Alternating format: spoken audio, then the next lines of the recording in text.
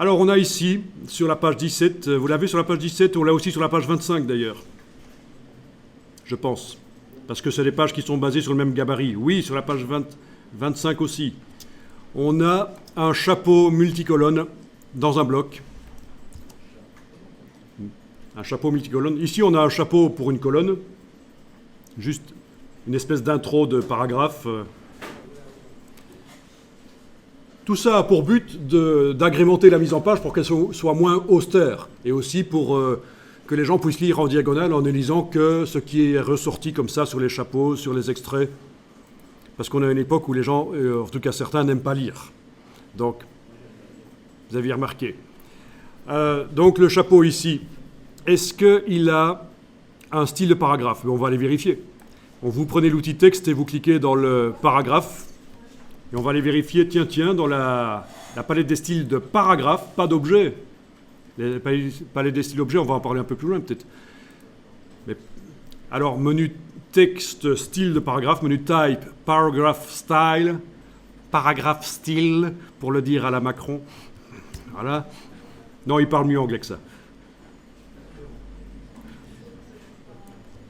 Alors, ben non, quand on clique là-dedans, il n'y a pas de style qui se met en surbrillance, il n'y a pas de style prévu pour les chapeaux multicolonnes comme ça, on va en créer un. Ben voilà, il suffit de faire quoi? Ben de cliquer n'importe où dans le paragraphe, vous avez le curseur qui clignote, vous allez dans le menu de la palette des styles de paragraphe, les 4 petites lignes ici, le menu, et vous demandez nouveau style de paragraphe. Un truc du style en anglais. Voilà. Et on va l'appeler texte dans chapeau multicolonne.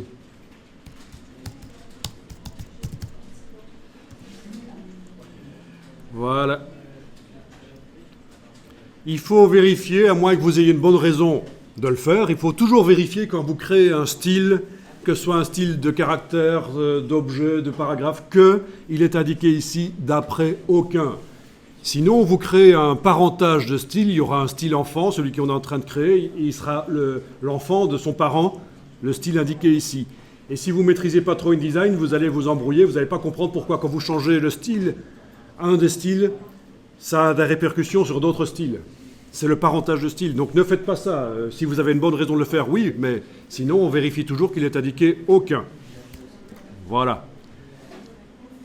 Vous cliquez sur OK parce qu'en fait toutes les caractéristiques du texte là ont été intégrées partout là. Donc la police, la couleur, où est-elle la couleur? Là, la couleur, voilà, la couleur, c'est du bleu, on le voit. Oui, mais il n'est pas le même. Pourquoi? Mais parce qu'il est à 76% de teinte ici. Voilà, c'est du bleu qui a été un peu teinté. Enfin, tout est intégré. Hein. En mettant le curseur texte dans un texte et en créant le paragraphe à ce moment-là, toutes les caractéristiques du texte sont déjà intégrées. C'est une bonne manière de créer des styles de paragraphe. On clique sur OK. On va, tant qu'à faire, appliquer à ce texte, il y a le curseur dedans, on va lui appliquer son style texte dans chapeau multicolonne, voilà. Donc voilà, maintenant que le texte ici utilise le style, on va pouvoir modifier, télécommander tous les textes identiques dans le document par le style.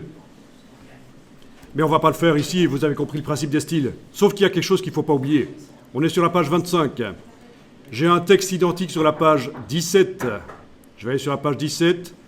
Si je clique dans la page 17, ben oui, ce texte-là, là, il n'utilise pas encore le style. Il faut lui appliquer. Sinon, je ne pourrai jamais le télécommander. Donc, quand vous avez fait un style comme ça et que le texte est déjà utilisé à différents endroits, il faut, aux différents endroits, faire le lien avec le style, évidemment. Donc, je suis sur la page 17, j'ai cliqué dans le chapeau, ici, le chapeau multicolonne, et je lui ai appliqué le style texte dans chapeau multicolonne. Ah oui, on a plusieurs paragraphes en plus. Il faut les sélectionner tous. Pas faire l'erreur. Donc je clique là, CTRL A sur le PC, commande A sur le Mac et j'applique. Voilà. Ah, ici ça tombe, j'ai le même problème sur la page 25. Je n'avais pas remarqué qu'il y avait plusieurs paragraphes. Vous les voyez les paragraphes? Vous voyez les balises de fin de paragraphe là? Il y en a une là, il y a 2 paragraphes. Non, 3 paragraphes, excusez-moi. 3 paragraphes. Donc sur la page 25, je mets le curseur texte dedans. CTRL A sur le PC, commande A sur le Mac, j'applique texte dans chapeau multicolonne, et voilà.